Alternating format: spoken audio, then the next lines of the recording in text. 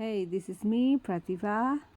आज हामी हाँसको मासु बनाएर खाने। हाँस देख्नुभयो होला। हाँसलाई काटेर तातो पानीले भुत्लाउँदै है भाइले। भुत्लाएपछि टक्क लाएर यस्तो यो हाँस चाहिँ 2.8 केजीको थियो। पर केजी चाहिँ नै 500 को थियो है। यो चाहिँ अलिक गाउँघरतिर हो, चिसो चिसो मौसममा अनि हाँस बनाएर खाऊँ न भनेर सबैजना मिलेर पैसा उठाएर गरेको एज अ गुड फ्राइडे। यसरी बनाएर हामीले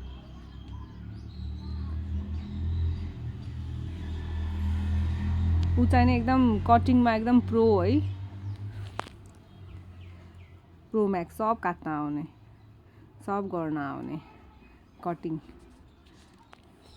मासु बनाउने, मासु पकाउने एकदम राम्रोसँग गर्छ। आन्द्रा उसहरू एन्ड अब मासु पनि रेडी भयो बनेर। मासुको लागि मरमसलाहरू प्याज, टमाटर, लसुन अदुवाको पेस्ट, खुर्सानी त भइहाल्छ। तेल तताएर त्यसपछि मासु अब तेलमा मेथी फ्राई पनि गरेको छ।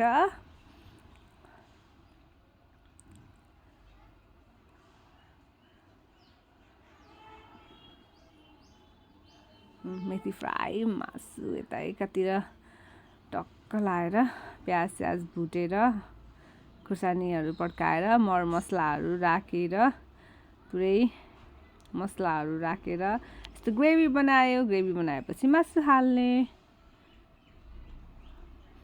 यो हाँसको मासुमा खासै पानी निस्किन्न नि त, त्यही भएर चाहिँ नि ग्रेभी बनाएर मासु हाल्यो भने इट इज बेटर कि एकदम राम्रो हुन्छ अरे। अनि उसलाई चाहिँ नि अनि बल्ल पछि हल्का भुटेपछि अनि बल्ल पानी हाल्ने। लास्टमा यो गोल्डी मसला पाउँछ नेपालमा, मसला हाल्यो थोरै अनि it is ready to it है।